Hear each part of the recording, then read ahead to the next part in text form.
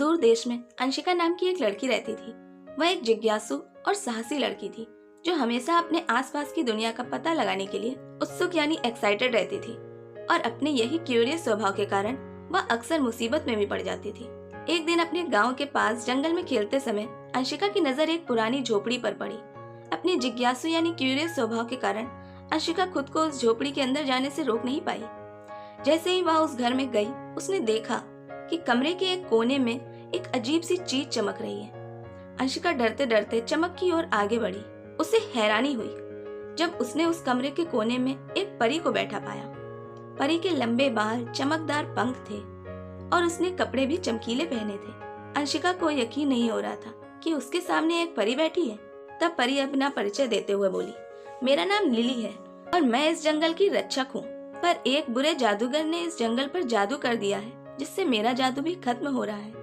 तभी अंशिका कहती है, तो क्या उस बुरे जादूगर का जादू कभी टूटेगा नहीं? तब वो परी बोली, जादू को तोड़ने का एकमात्र तरीका एक जादुई औषधि है जो जंगल के बीचों बीच लगी हुई है, पर वहां तक पहुंचने का रास्ता बहुत ही खतरनाक है और केवल एक साहसी और सच्चे मन वाला व्यक्ति ही उस औषधि को पा सकता है, और मुझे लगता है तुम मेरी और इस जंगल की मदद कर सकती हो। अंशिका परी की बातों को सुनकर थोड़ी हैरान हुई। वो ये भी जानती थी कि ये बहुत ही खतरनाक हो सकता है, पर वह उस परी की मदद करना चाहती थी, इसीलिए वो इस औषधि को लाने के लिए मान गई। अंशिका धीरे धीरे जंगल की ओर आगे बढ़ने लगी। सबसे पहले उसके सामने एक गहरी खाई आई जिसे पार करना काफी मुश्किल लग रहा था, पर अंशिका ने कुछ सोचा और फिर धीरे धीरे उसने उस खाई को पार कर लिया। इसके बाद उसके सामने एक बड़ा सा गेट दिखा जहाँ दो भयानक दिखने वाले पहरेदार पहरा दे रहे थे। पहले तो वह डर गई, पर उसने कुछ सोचा और सिर्फ उनके पास जाकर उन्हें छिपकर देखने का फैसला किया। और जब वह उनके पास गई तो उसे पता चला वे डरावने तो दिख रहे थे, पर वे दोनों ही अंधे थे। और अंशिका धीरे धीरे बिना आवाज किए वहां से निकल गई और उसने वो गेट भी पार कर लिया। अंशिका ने अपनी यात्रा जारी रखी और उस औषधि को ढूंढने के लिए जंगल में आगे बढ़ती रही। जैसे ही वह जंगल के बीचों बीच पहुंची, उसने देखा कि एक पेड़ बहुत चमक रहा था। अंशिका समझ गई, शायद ये वही औषधि है जिसके लिए वो यहाँ तक आई है। और जैसे ही वह उस पौधे को छूने लगी, एक बहुत बड़ा सांप उसके सामने आ गया।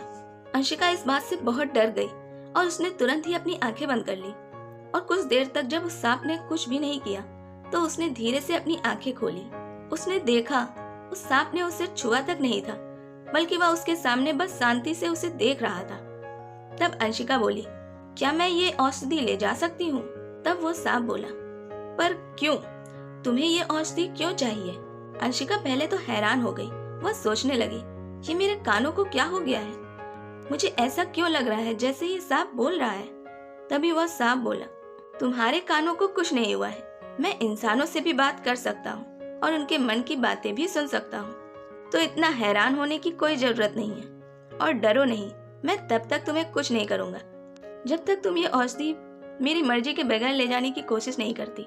ये सुनकर अंशिका बोली, मैं ये औषधि एक परी और उसके जंगल के लिए लेने आई हूँ, क्योंकि उस जंगल पर एक बुरे जादूगर ने अपने मंत्रों से जादू कर दिया है और वहाँ की रक्षक परी का जादू काम नहीं कर रहा है। तभी सांप ने कहा, ये औषधि मैं उसी को दे सकता हूँ जो दिल का नेक हो, और तुम्हारे औषधि लेने के कारण ने ये साबित कर दिया कि तुम्हारा इस औषधि के लिए कोई लालच या बुरे ख्याल नहीं है और तुम एक सच्चे मन वाली लड़की हो जो दूसरों का अच्छा ही करती है। इतना कहते ही वह सांप वहां से गायब हो गया और अंशिका वो औषधि लेकर वापस आ गई। वो औषधि उसने परी को दे दी। औषधि को खाते ही वह परी हवा में उड़ने लगी और उसकी सारी शक्तियां काम करने लगी। और उसने तुरंत ही अंशिका से शुक्रिया किया और कहा, तुमने तो कमाल कर दिया। तुम तो वो काम कर सकती हो जो बड़े बड़े करने से डरते हो, वो भी बिना किसी जादुई शक्ति के। तब अंशिका बोली, किसने कहा मेरे पास जादुई शक्ति नहीं है? मेरे पास तो वो शक्ति है जो किसी के भी पास नहीं है, और वो है मेरे दादाजी की बताई सीख, जिसके दम पर मैंने ये औषधि हासिल की।